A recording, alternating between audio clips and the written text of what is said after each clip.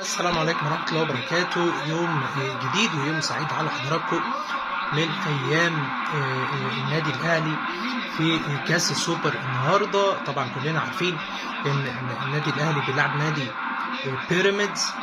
احنا دلوقتي في الدقيقة 83 خلاص، يعني في آخر وهلات اللقاء، ودي هجمة كده كانت لحمدي فتحي، ولكن أحمد الشناوي يتألق يصدها.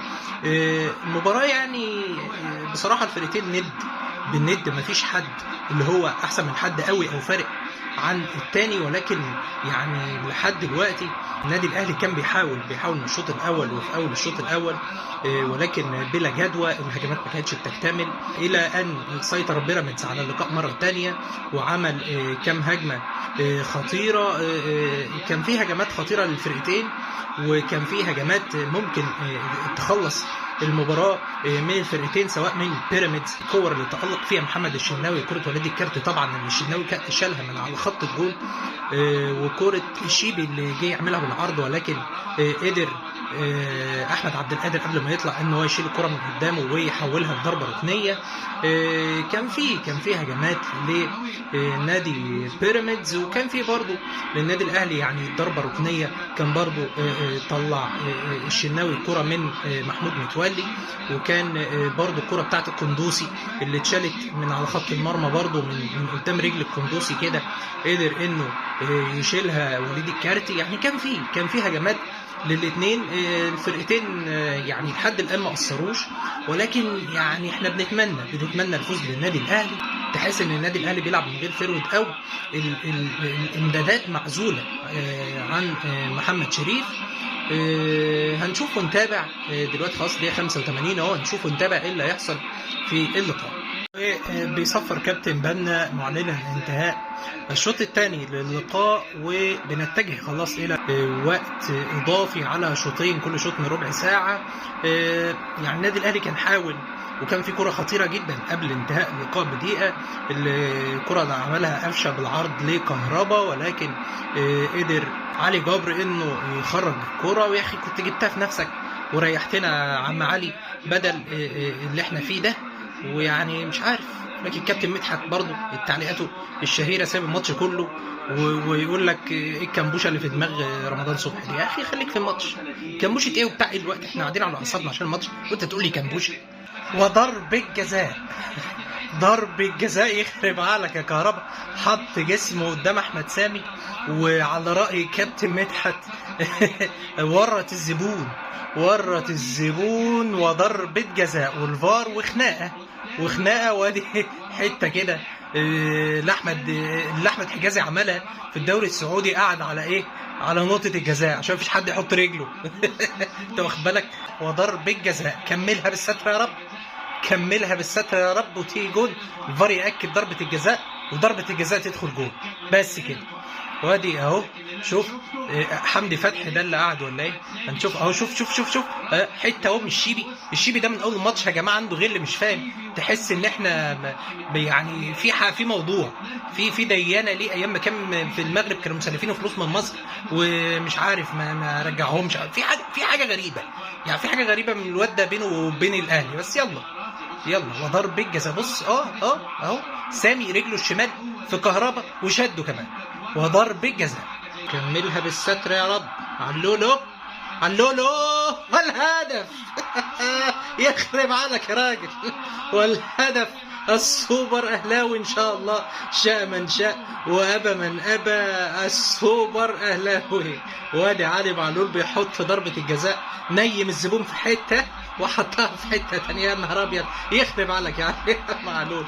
يا والهدف، وادي ضربه الجزاء اهي بتتعاد، والهدف الاول للنادي الاهلي علي معلول. اللقاء عصيب، واللقاء يعني برضه نقول لنا واللي علينا. بيراميدز عامل لقاء كويس جدا، وعامل لقاء حلو جدا بصراحه، وضيع والشناوي شال من على خط الجون وكل حاجه، ولكن يعني الكره جوان، ولكن برضه شابو لبيراميدز وللاداء وللمستوى اللي هم عملوه بصراحه. ولسه برضه خلي بالكم، يعني لسه مباراه فيها شوط تاني اضافي، ولسه بقيت الشوط الاول لهدف بدري جدا ان احنا نقول ان خلاص الماتش خلص يعني، ولكن يعني حذاري من تحولات بيراميدز ومن الكرات اللي هيعلقوها لفخر الدين بن يوسف وللاستفزاز اللي هنشوفه منهم. حذاري وعركه بقول لكم. الشيبي ده والله في عنده مشكله في مصر قبل ما يجي بيراميدز. شوف الشيبي ده عامل قلق وعركه، والشناوي داخل في العركه والجماهير بتلقق بازايز الميه وحاجه. يعني يا جماعه يعني ما عادي، ما تخسروا، ايه المشكله يعني؟ ما الكره كسبان وخسران يعني، ولكن الحاجات دي بنشوفها في كل الدوريات وبنشوفها في كل حته يعني. كلاسيكو معروف يعني، ريال مدريد وبرشلونه بيمسكوا في بعض، وبالذات اتلتيكو مدريد وريال مدريد، عادي يعني، حاجات بنشوفها في كل ملاعب العالم، ولكن ما نتمناش نشوفها في الملاعب بتاعتنا يعني. الراجل واقع على الارض، الشناوي خد الكره بايده بيحطها في الاوت، الشيبي واخد الكره وبيكمل يعني. حاجه في منتهى عدم الروح الرياضيه يعني. ومن اول الماتش والواد ده كده، ومن الماتش اللي فات بتاع نهائي الكاس، والشيبي ده كده مش فاهم ماله، مش فاهم عايز ايه. ولسه بقول لكم نخلي بالنا من تحولات بيراميدز ومن الكرات بتاعت فخر الدين بن يوسف. يعني الشناوي شال الكوره يعني، الحمد لله ان هو حطها في نص الجول. لو في اي حته في الجونجو خلي بالنا يا جماعه، عشان خاطري ونعدي الربع ساعه دي خفيف كده، عشان يعني الربع ساعه تعدي على خير والسوبر يبقى اهلاوي باذن الله. انا عايز اعرف برضو فين الفار من كره حسين الشحات. الراجل شمس علي جبر ساند عليه هو واثنين صحابه بايده بكتفه موقعينه.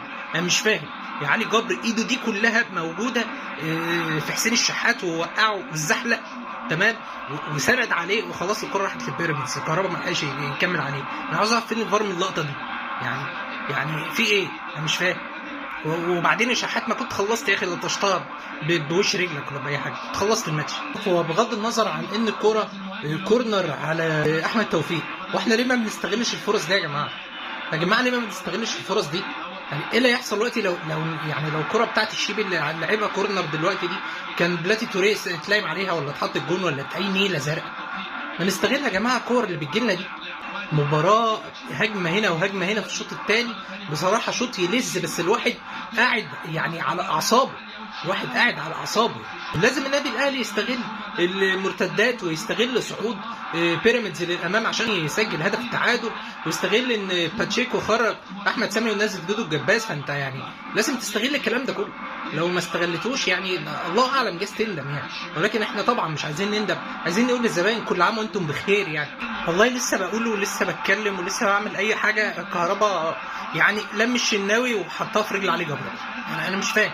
ما تحط يا اخي من الاول، حط تشيب بقى اي حاجه غير انك تلم الجون وخلاص الكره تفتح منك لبره تحطها في رجل علي جبر. يا جدعان اقسم بالله الشناوي عامل ماتش 10/10. هو بص رمضان هو حطها، ده دودو الجباس. بص الشناوي خرج اخطبوط بينقذ النادي الاهلي من هدف التعادل.